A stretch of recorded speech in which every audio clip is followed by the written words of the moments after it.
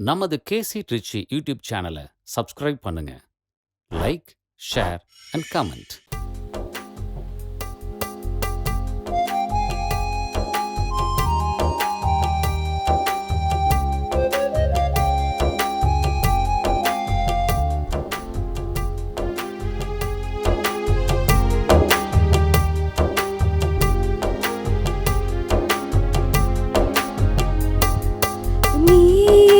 பாறையின் நரனான இயேசுவே, நீ எந்த உள்ளத்தின் அணையாத தீபமே,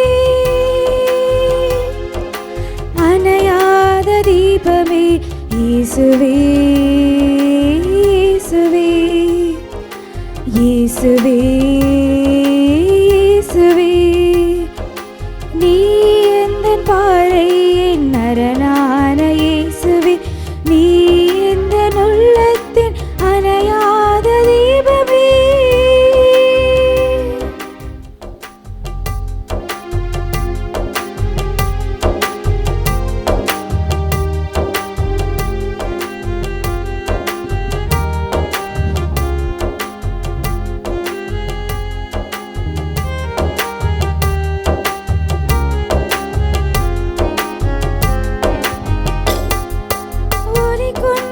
தேடினால் இருள் நில்லுமோ, உன் துணையில் வாழ்க்கையில் துயர் வெல்லுமோ.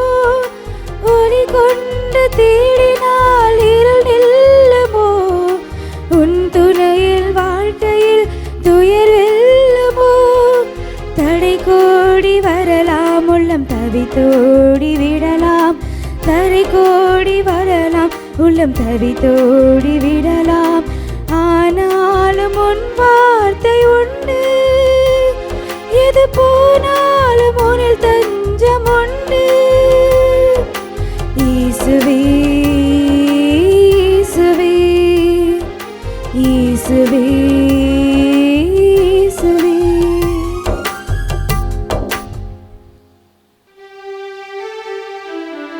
தந்தை, மகன், தூய ஆவியாரின் பெயராலே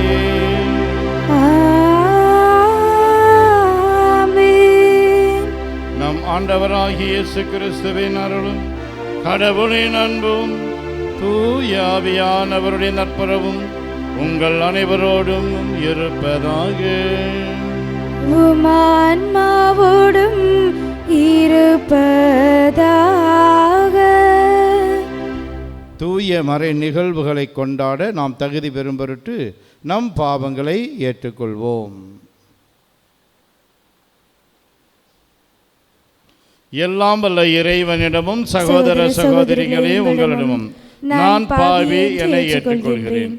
ஏனெனில் என் சிந்தனையாலும் சொல்லாலும் செயலாலும் கடமையில் தவறியதாலும் பாவங்கள் பல செய்தேன். என் பாவமே, என் பாவமே, என் பெரும் பாவமே. ஆகையால் எப்பொழுதும் கன்னியான புனித மரியாதையும் வானதூதர் புனிதர் அனைவரையும் சகோதர சகோதரிகளே உங்களையும் நம் இறைவனாகிய ஆண்டவரிடம் எனக்காக வேண்டிக் கொள்ள மன்றாடுகின்றேன். எல்லாம் அல்ல இறைவன் நம் மீது இரக்கம் வைத்து நம் பாவங்களை மன்னித்து நம்மை நிலை வாழ்வுக்கு அழைத்து செல்வாராக. ஆமென்.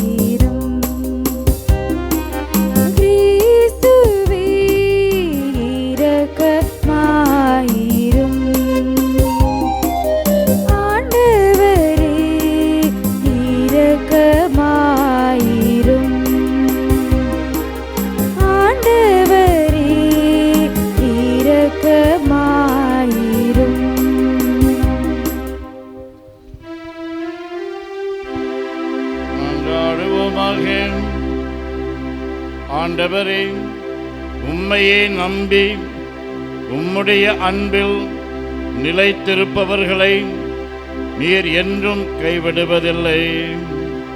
இவ்வாறு நாங்கள் உமது திருப்பெயரை எக்காலத்திலும் போற்றவும் உம்மை அன்பு செய்யவும் எங்களுக்கு அருள்வீராக. உம்மோடு தூயாவியாரின் ஒன்றிப்பில் இறைவனாய் என்றென்றும் வாழ்ந்து ஆட்சி செய்கின்றவரும் எங்கள் ஆண்டவரும் உம் திருமகனுமாகிய அதே கிறிஸ்துவடியாக உம்மை மன்றாடுகின்றோம். ஆமென். முதல் வாசகம். யோயாக்கீனையும் வலிமை வாய்ந்த அனைவரையும் சிறைப்படுத்தி பாபிலோனுக்கு கொண்டு சென்றான். அரசர்கள் 2ஆம் நூலிலிருந்து வாசகம். அதிகாரம் 24, இறைவார்த்தைகள் 8-17 முடிய. யோயாக்கீன் அரசனான போது அவனுக்கு வயது 18. எருசலேமில் 3 மாதமே அவன் அரசாண்டான். எருசலேமை சார்ந்த எல் நாத்தானின் மகள் நெகுஸ்தா என்பவளே அவளுடைய தாய். யோயாக்கீன் தன் தந்தை செய்த அனைத்தின்படியே ஆண்டவரின் பார்வையில் தீயதனப்பட்டதை செய்தான்.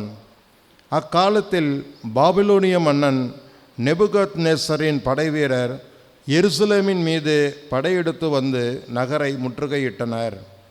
அப்பொழுது பாபிலோனிய மன்னன் நெபுகத்நேசரும் வந்து நகரை முற்றுகையிட்டிருந்த வீரர்களோடு சேர்ந்து கொண்டான்.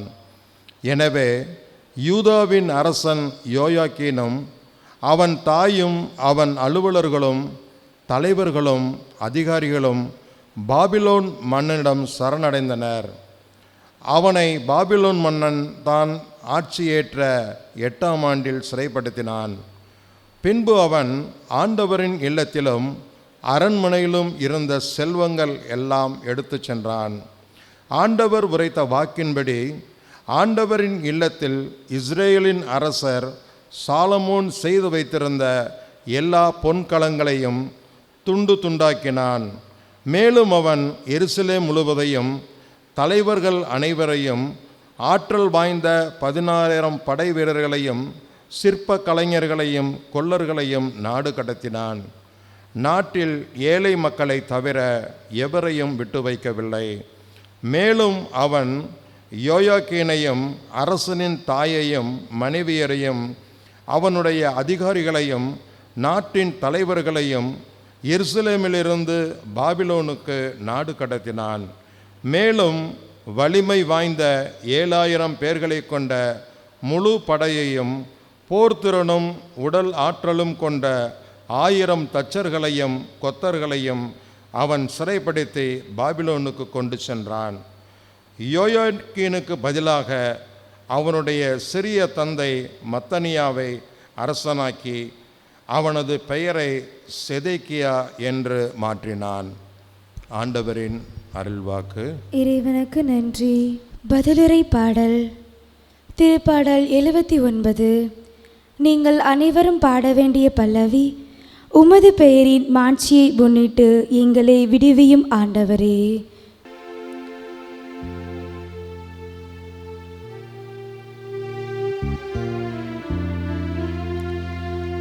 உமது பெயரின் மாட்சியை முன்னிட்டு எங்களை விடுவியும் ஆண்டவரே. உமது பெயரின் மாட்சியை முன்னிட்டு எங்களை விடுவியும் ஆண்டவரே. கடவுளே, வேற்று நாட்டினார் உமது உரிமை சொத்தினில் புகுந்துள்ளனர். உமது திருக்கோவிலை தீட்டுப்படுத்தியுள்ளனர். எருசலேமை பாழடைய செய்தனர். உம் ஊழியரின் சடலங்களை வானத்து பறவைகளுக்கு உணவாக உம் பற்றுமிகு அடியாரின் உடல்களை காட்டு விலங்குகளுக்கு உணவாகவும் அவர்கள் அளித்துள்ளனர். உமது பெயரின் மாட்சி மாட்சியை முன்னிட்டு எங்களை விடுவியும் ஆண்டவரே. அவர்களின் இரத்தத்தை தண்ணீரென எருசலேமை சுற்றிலும் அள்ளி இறைத்தார்கள். அவர்களை அடக்கம் செய்ய எவரும் இல்லை. எங்களை அடுத்து வாழ்வோரின் பழி சொல்லுக்கு இலக்கானோ. எங்களை சூழ்ந்துள்ளோரின் நகைப்புக்கும் ஏளனத்திற்கும் ஆளாகிவிட்டோம். உமது பேரின் மாட்சியை முன்னிட்டு எங்களை விடுவியும் ஆண்டவரே. உமது பேரின் மாட்சியை முன்னிட்டு எங்களை விடுவியும் ஆண்டவரே.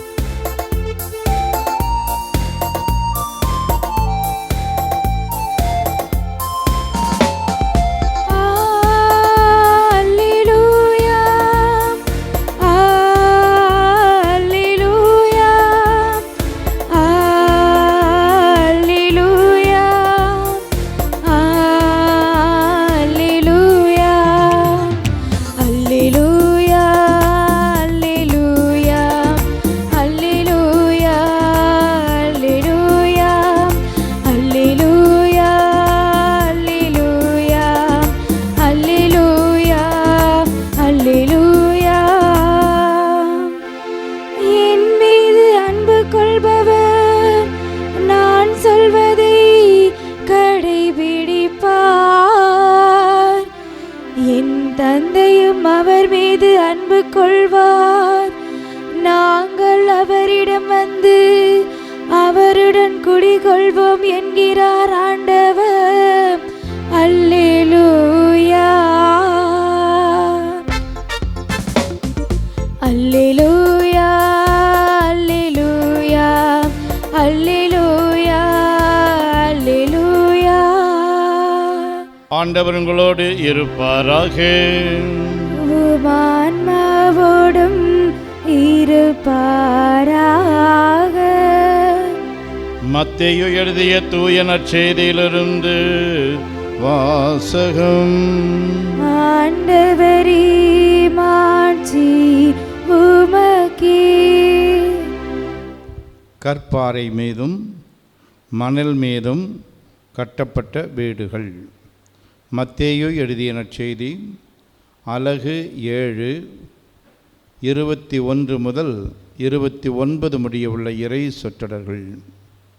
அக்காலத்தில் இயேசு தம் சீடரை நோக்கி கூறியது: என்னை நோக்கி ஆண்டவரே ஆண்டவரே என சொல்பவரெல்லாம் விண்ணரசுக்குள் செல்வதில்லை.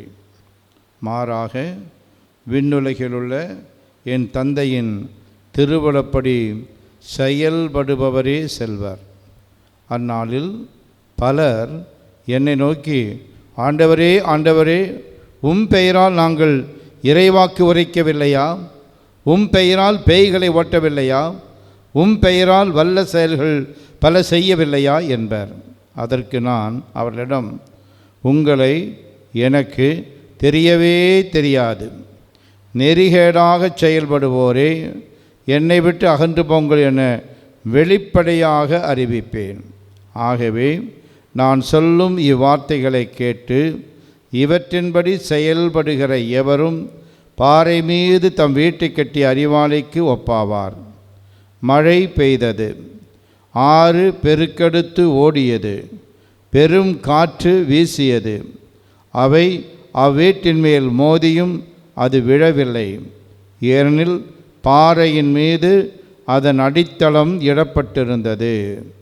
நான் சொல்லும் இந்த வார்த்தைகளை கேட்டு இவற்றின்படி செயல்படாத எவரும் மணல் மீது தம் வீட்டை கட்டிய அறிவிலிக்கு ஒப்பாவார். மழை பெய்தது, ஆறு பெருக்கெடுத்து ஓடியது, பெரும் காற்று வீசியது. அவை அவ்வீட்டை தாக்க அது விழுந்தது. இவ்வாறு பேரழிவு நேர்ந்தது. இயேசு இவ்வாறு உரையாற்றி முடித்தபோது அவரது போதனையை கேட்ட மக்கள் கூட்டத்தினர் வியப்பில் ஆழ்ந்தனர். ஏனெனில் அவர்கள் தம் மறைநூல் அறிஞரைப் போலன்றி அதிகாரத்தோடு அவர்களுக்கு அவர் கற்பித்தார்.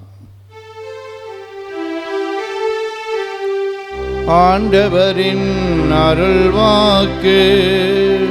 கிறிஸ்துவே உமக்கு புகழ். நான் சொல்வதை தயவு செய்து திருப்பிச் சொல்லுங்கள். Praise the Lord. Praise the Lord. Hallelujah. Hallelujah. இயேசுவே உமக்கே புகழ். இயேசுவே உமக்கே புகழ். இயேசுவே உமக்கே நன்றி. இயேசுவே உமக்கே நன்றி. மரியே வாழ்க. மரியே வாழ்க. சூசை தந்தையே வாழ்க. சூசை தந்தையே வாழ்க. சூசை மாமுனியே வாழ்க. சூசை மாமுனியே வாழ்க. இயேசுவின் இரத்தம் ஜெயம். இயேசுவின் இரத்தம் ஜெயம். இயேசுவே நீரே மெசியா. இயேசுவே நீரே மெசியா. நீரே வாழும் கடவுளின் மகன். நீரே வாழும் கடவுளின் மகன். இயேசுவே நீரே என் ஆண்டவர். இயேசுவே நீரே என் ஆண்டவர். நீரே என் கடவுள். நீரே என் கடவுள். இயேசுவே நீரே என் ஒப்பற்ற செல்வம். இயேசுவே நீரே என் ஒப்பற்ற செல்வம். இயேசுவே கற்பே என் பொக்கிஷம்.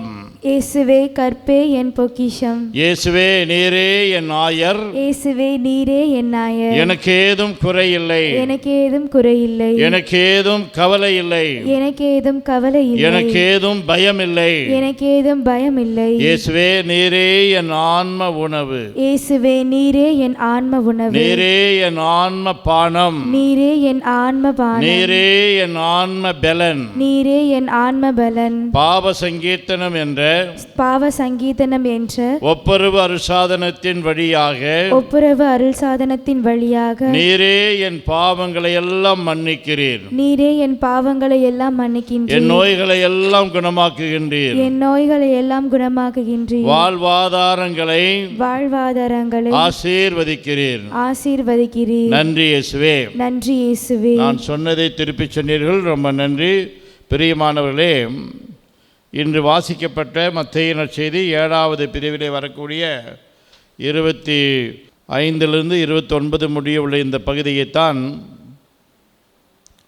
திருமண தருப்பலியிலே நான் வாசிக்கக்கூடிய ஒரு பகுதி. காரணம், இந்த வாசகத்திற்கும் திருமண வாழ்க்கைக்கும் நிறைய தொடர்பு இருக்கிறது. திருமண வாழ்க்கை மட்டுமல்ல, குருக்களுடைய வாழ்க்கையானாலும் துறவற வாழ்க்கையானாலும் யாருடைய வாழ்க்கையானாலும் இந்த வாசகத்திற்கும் நமக்கும் நிறைய தொடர்பு இருக்கிறது. சிறப்பாக திருமண வாழ்க்கையில் ஆரம்பத்தில் எல்லாம் நன்றாகத்தான் இருக்கும். ஆனால் நாட்கள் செல்லத்தான் பிரச்சனைகள் வரும். ஒருவர் வேடிக்கையாக சொன்னார் ஒரு காதல் கல்யாணத்தை பற்றி. கலகலப்பில் ஆரம்பித்த கல்யாணம் கடைசியில் கை கலப்பில் போய் முடிஞ்சதுன்னு சொல்லிட்டு சண்டைகளும் சச்சரவுகளும் பிரச்சனைகளும் மிஸ் அண்டர்ஸ்டாண்டிங்ஸுகளும் வரக்கூடிய ஒரு சூழ்நிலை உருவாகிறது. காரணம் என்ன என்று பார்க்கிற பொழுது அவர்களுக்கு சரியான ஒரு ஆழமான ஆன்மீகம் இல்லாதது தான் பெரிய ஒரு காரணம். யாரெல்லாம் அன்றாடம் திருப்பலிக்கு முக்கியத்துவம் கொடுக்கிறார்களோ, அன்றாடம் குடும்ப ஜெபமாலைக்கு முக்கியத்துவம் கொடுக்கிறார்களோ, அன்றாடம் ஆன்ம சோதனை செய்து இரவு படுக்கைக்கு செல்லும் முன் ஒப்புரவாகிய நிலையில் படுக்கைக்கு செல்கிறார்களோ, யாரெல்லாம் அடிக்கடி, நான் முன்பெல்லாம் சொல்லுவேன் மாதத்திற்கு ஒரு முறை நல்ல பாவ சங்கீர்த்தனம் என்று, ஆனால் இப்பொழுது நான் சொல்லுவேன் வாரத்திற்கு ஒரு முறையாவது நல்ல பாவ சங்கீர்த்தனம் செய்ய வேண்டும். ஒரு 50 ஆண்டுகளுக்கு முன்பு சனிக்கிழமை மாலை கோவிலிலே மணியடிப்பார்கள். கிராமங்களிலே எல்லாரும் வந்து பாவ சங்கீர்த்தனம் செய்துட்டு போவாங்க. அப்படிப்பட்ட ஒரு நிலை இன்றைக்கு வர வேண்டும். பிரியமானவர்களே, இன்று காலையிலே எனக்கு ஒரு வாட்ஸ்அப் செய்தி வந்தது. ஒரு பிரபலமான திரைப்பட இயக்குனர் சொல்லுகிறார், நீங்கள் வாரத்துக்கு ஒரு முறையாவது உங்களுடைய மொபைல் எல்லாம் தொடவே கூடாது, தொடாமல் இருக்கணும். விரதம், சாப்பாட்டை புறந்தள்ளி உண்ணாவிரதம் இருக்கிறோம், அது உபவாசம் இருக்கிறோம். அதே மாதிரி வாரத்துக்கு ஒரு முறையாவது செல்ஃபோனை நான் தொடமாட்டேன் என்று எல்லாருமே அந்த நாளை ஒரு விரதம் போல கடைபிடித்தால் நம்முடைய அகமும் நன்றாக இருக்கும், முகமும் நல்லா இருக்கும் என்று சொல்லுவார். பிரியமானவர்களே, பொதுவாக திருமண நிகழ்வுக்கு போகிறவர்கள் மணமக்களை வாழ்த்துகிற பொழுது ஒரு திருக்குறளை சொல்லி வாழ்த்துவார்கள். அன்பும் அறனும் உடைத்தாயின் இல் வாழ்க்கை பண்பும் பயனும் அது. அதாவது திருமண வாழ்க்கையிலே அன்பும் ஒழுக்கமும் இருக்குமானால் அந்த திருமண வாழ்க்கை நன்றாக இருக்கும் என்று அர்த்தம். ஆனால் இன்று ஒரு புது குறள் வந்திருக்கிறது. அது என்ன? செல்லும் அப்படின்னா செல்ஃபோன், நெட்டும் இன்டர்நெட். செல்லும் நெட்டும் உடைத்தாயின் இல் வாழ்க்கை அல்லும் பகலும் கெடும் என்று வேடிக்கையாக சொல்லுகிறார்கள். அது உண்மைதான். இப்பொழுதெல்லாம் குடும்ப ஜெபமாலை என்பது இல்லை. என்னுடைய ஒரு ஆதங்கம் 128வது திருப்பாடலின்படி ஒரு வீட்டிலே ஒரு கணவன் வாழ்கிற பொழுது, ஒரு தகப்பனார் வாழ்கிற பொழுது, ஒரு ஆடவர் வாழ்கிற பொழுது அந்த குடும்பத்துக்கு நிறைய ஆசீர்வாதங்கள் வரும். 128வது திருப்பாடல் குடும்ப ஆசீர்வாதத்திற்கான ஒரு திருப்பாடல்.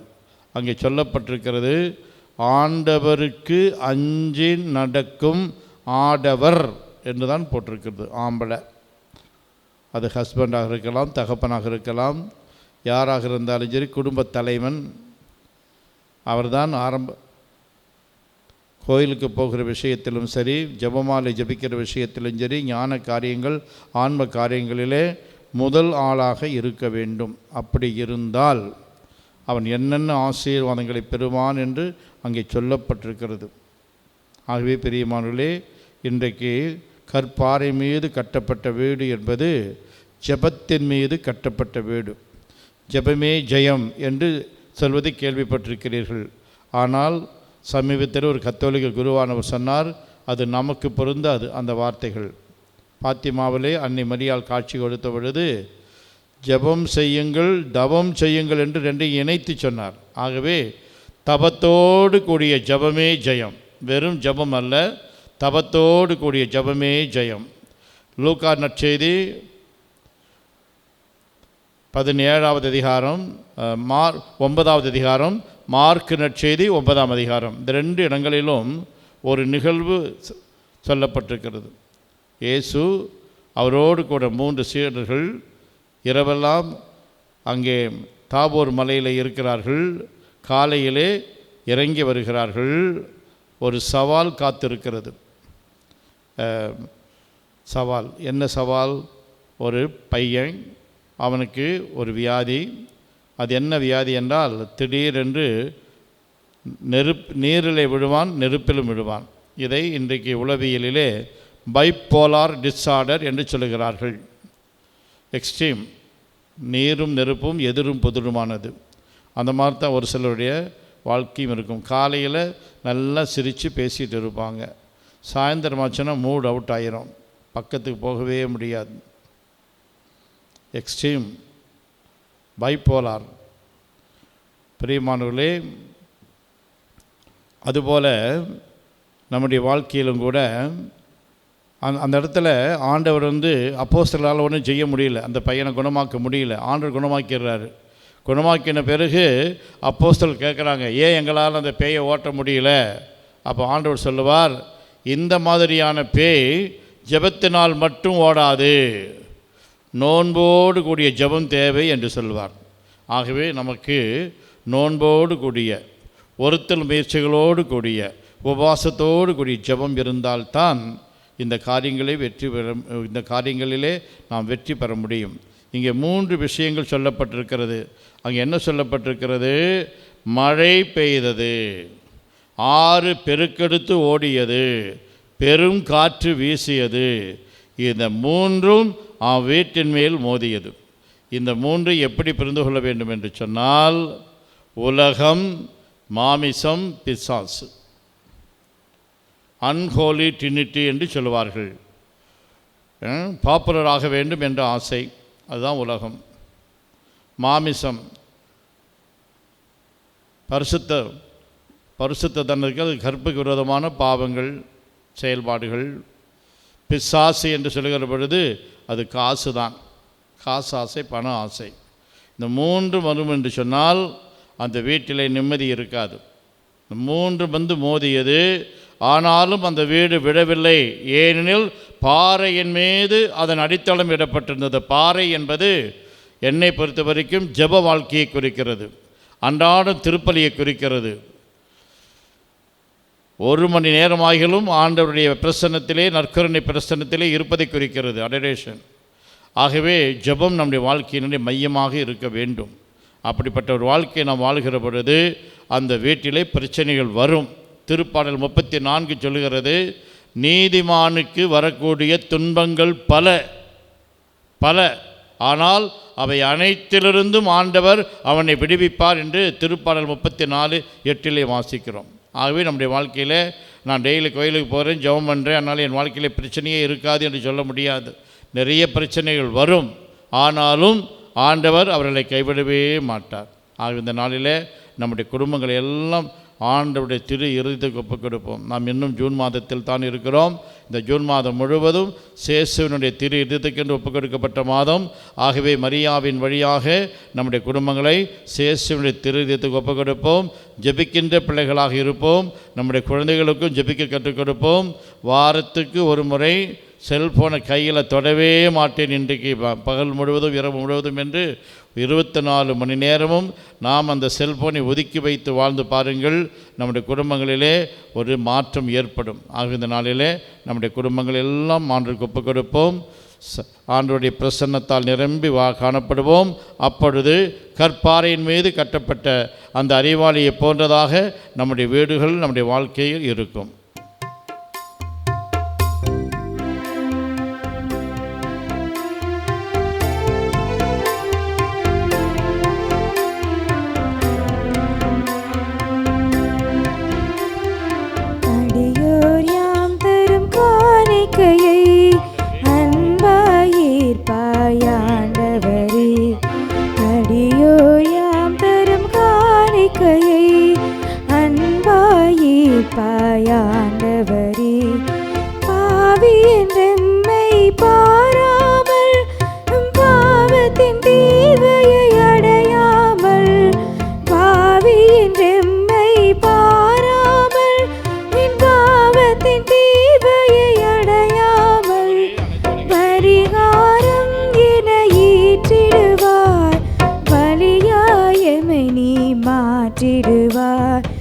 அடியோர் யாம் தரும் காணிக்கையை அன்பாயிருப்பாய் ஆண்டவரே.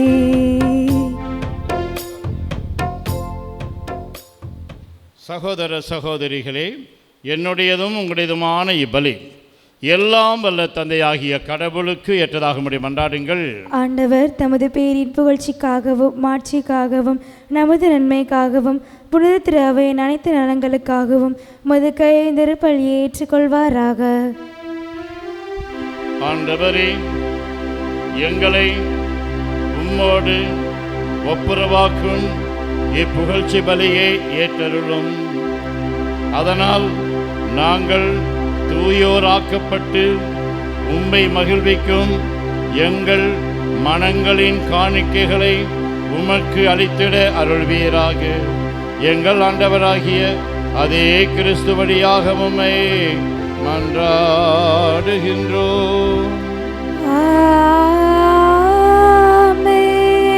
ஆண்டவர் உங்களோடு இருப்பாராக. ஆன்மாவோடும் இருப்பாராக.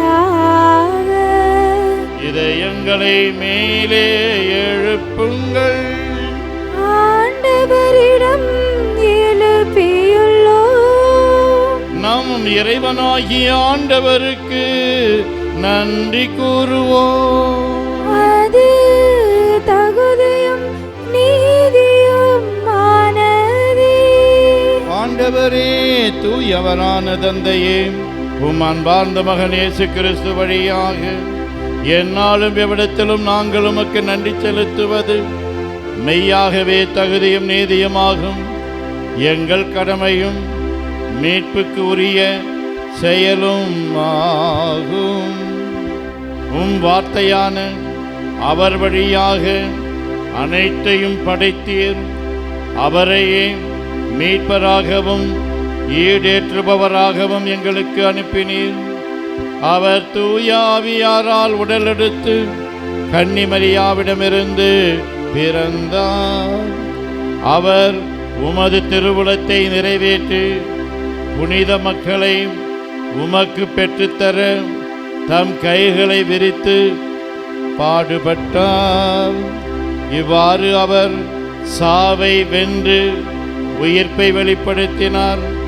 ஆகவே வானதூதரோடும் புனிதர் அனைவரோடும் சேர்ந்து நாங்கள் உமது மாட்சியை புகழ்ந்துரைத்து ஒரே குரலாய் பாடுவதாவது: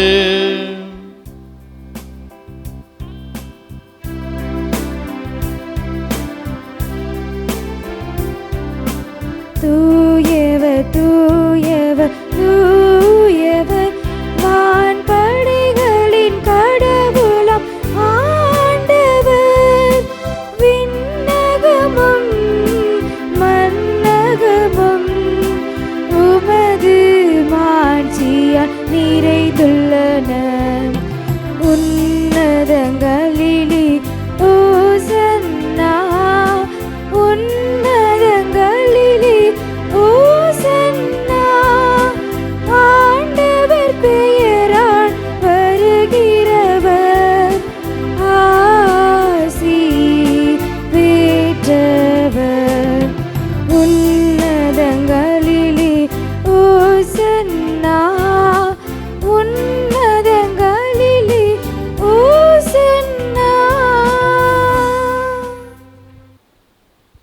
ஆண்டவரே, நீர் மெய்யாகவே தூயவர், தூய்மை அனைத்துக்கும் ஊற்று. ஆகவே உம்முடைய ஆவியை பொழிந்து இக்காணிக்கைகளை தூய்மைப்படுத்த உம்மை வேண்டுகின்றோம். இவ்வாறு எங்கள் ஆண்டவர் இயேசு கிறிஸ்துவின் உடலும் இரத்தமுமாக எங்களுக்கு இவை மாறுவனவாக. அவர் பாடுபட உளம் கனிந்து தம்மை கையளித்த போது அப்பத்தை எடுத்து நன்றி செலுத்தி அதை பிட்டு தம் சீடர்களுக்கு அளித்து கூறியதாவது: அனைவரும் இதிலிருந்து பெற்று உண்ணுங்கள், ஏனெனில் இது உங்களுக்காக கையளிக்கப்படும் என் உடல்.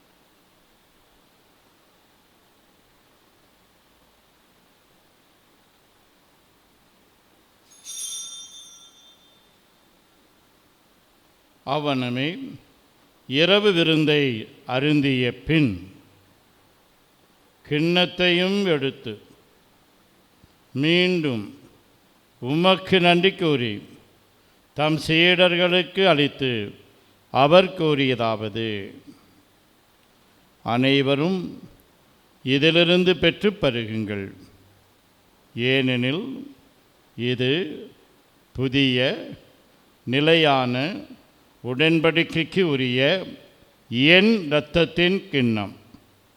இது பாவ மன்னிப்புக்கென்று உங்களுக்காகவும் பலருக்காகவும் சிந்தப்படும். இதை என் நினைவாகச் செய்யுங்கள்.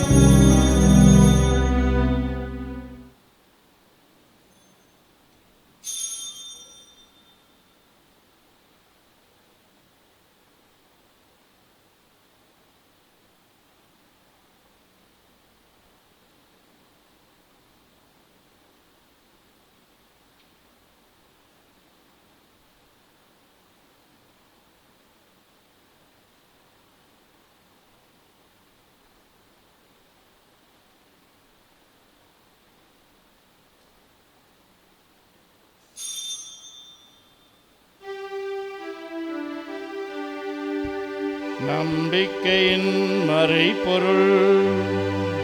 ஆண்டவரே, நீர் வருமளவும் உமது இறப்பினை அறிக்கையிடுகின்றோம். உமது உயிர்ப்பினையும் எடுத்துரைக்கின்றோம். ஆகவே ஆண்டவரே, நாங்கள் கிறிஸ்துவின் இறப்பினையும் உயிர்ப்பினையும் நினைவு கூர்ந்து வாழ்வு தரும் அப்பத்தையும் மீட்பு அளிக்கும் கிண்ணத்தையும் உமக்கு ஒப்புக் கொடுக்கின்றோம். திருமுன் நின்று உமக்கு ஊழியம் புரிய தகுந்தவர்கள் என எங்களை ஏற்றுக்கொண்டீர்.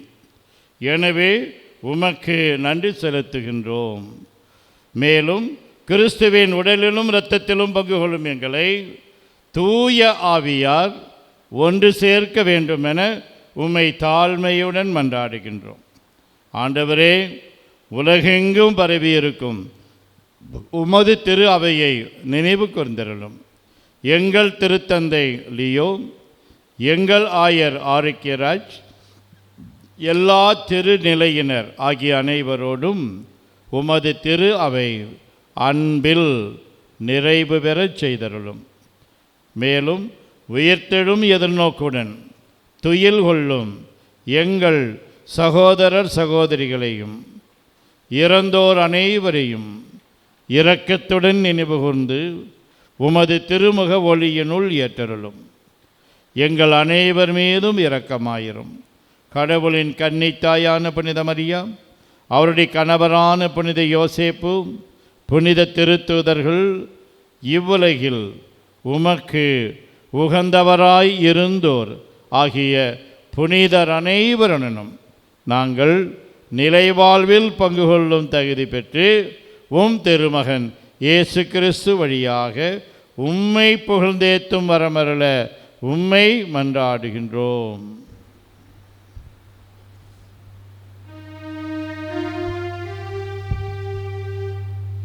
இவர் வழியாக இவரோடு இவரில் எல்லாம் வல்ல இறைவனாகிய தந்தையே, தூய ஆவியாரின் ஒன்றிப்பில் எல்லா புகழும் மாட்சியும் என்றென்றும் உமக்கு உரியதே.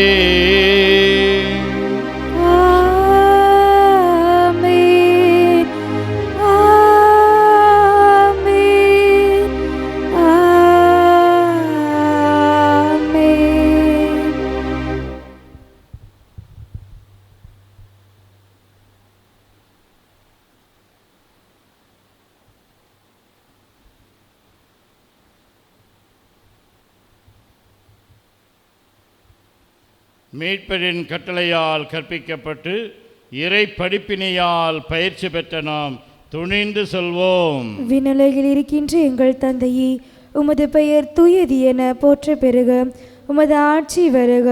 உமது திருவுளம் விண்ணுலகில் நிறைவேறுவது போல மண்ணுலகிலும் நிறைவேறுக. எங்கள் அன்றாட உணவை இன்று எங்களுக்கு தாரும். எங்களுக்கு எதிராக குற்றம் செய்வோரை நாங்கள் மன்னிப்பது போல எங்கள் குற்றங்களை மன்னியும். எங்களை சோதனைக்கு உட்படுத்தாதையும், தீமையிலிருந்து எங்களை விடுவித்தருளும். ஆண்டவரே, தீமை அனைத்திலிருந்தும் எங்களை விடுவித்து எங்கள் வாழ்நாளில் அமைதியை கனிவுடன் அருள உம்மை மன்றாடுகின்றோம்.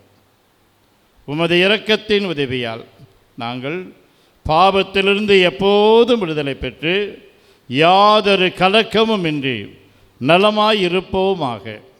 நாங்கள் எதிர்நோக்கி இருக்கும் பேரின்பத்துக்காகவும் எம் மீட்பராகிய இயேசு கிறிஸ்துவின் வருகைக்காகவும் காத்திருக்கின்றோம். ஏனெனில் ஆட்சியும் வல்லமையும் மாட்சியும் என்றென்றும் உமதே. ஆண்டவரே இயேசு கிறிஸ்துவே, அமைதியை உங்களுக்கு விட்டுச் செல்கின்றேன், என் அமைதியையே உங்களுக்கு அளிக்கின்றேன் என்று உம் திருத்தூதர்களுக்கு மொழிந்தீரே.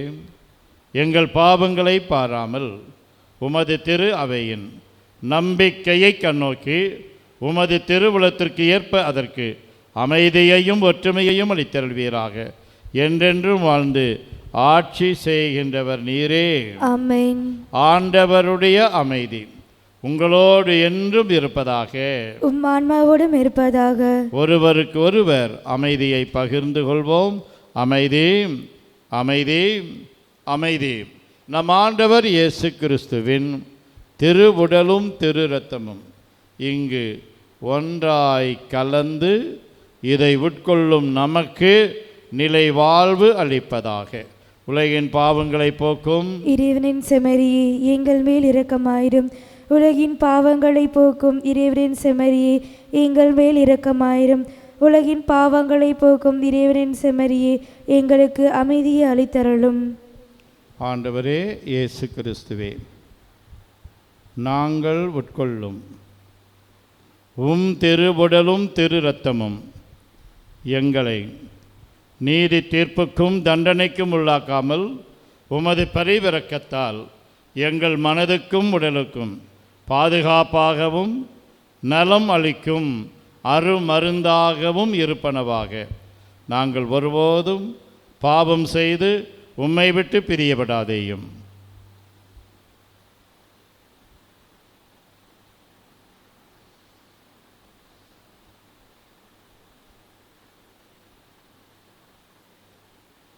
இதோ இறைவனின் செம்மறி,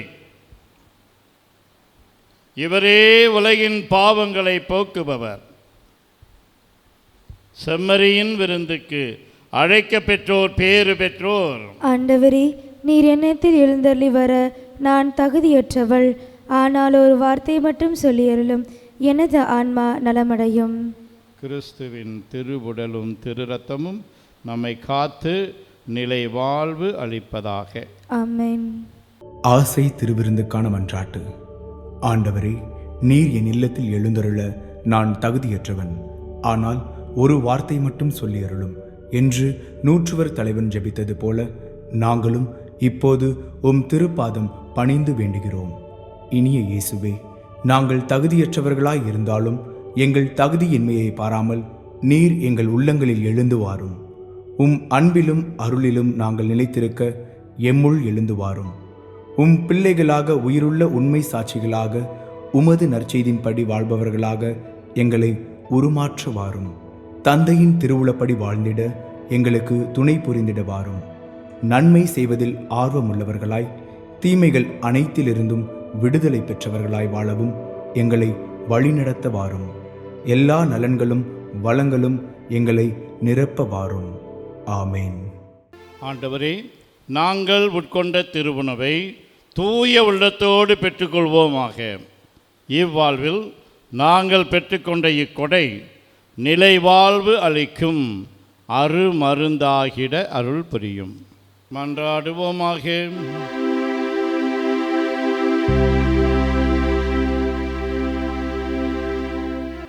என்றென்றுமுள்ள எல்லாம் அல்ல இறைவா, கிறிஸ்துவின் உயிர்ப்பினால் நிலை வாழ்வுக்கு எங்களை புதுப்பித்தேன்.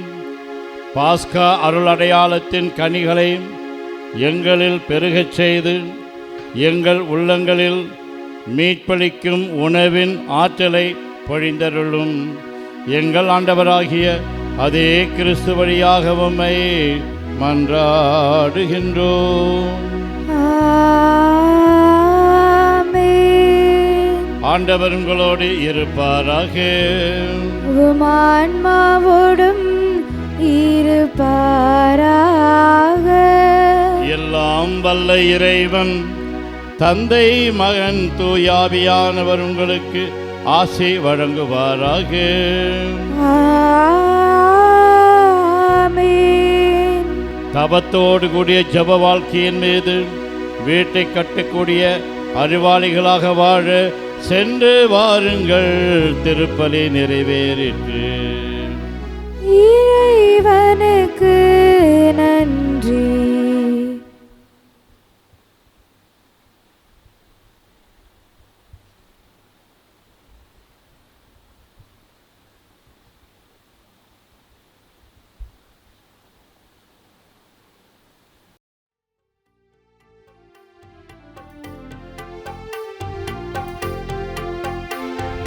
மாதாவே சரணம், உந்தன் பாதாரம் புவிக்காதாரம்.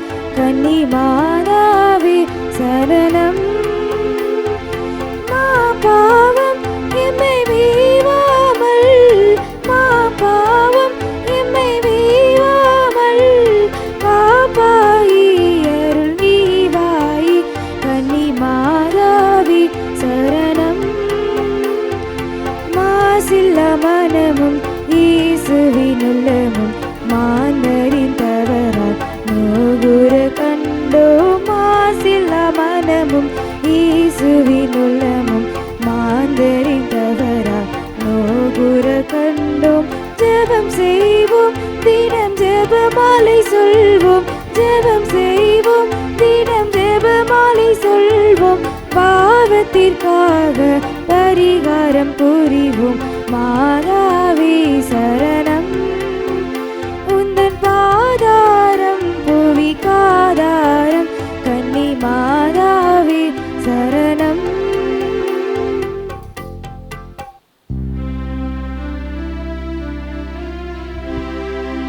நிலையான புகழுக்குரிய தூய்மை மிகு நற்கருணைக்கு எல்லா காலமும் ஆராதனையும் புகழும் ஆட்சியும் உண்டாக கடவது. தந்தை மகன் தூயாவியாரின் பெயராலே ஆமென். நமது கேசி ட்ரிச்சி யூடியூப் சேனலை சப்ஸ்கிரைப் பண்ணுங்க. Like, share and comment.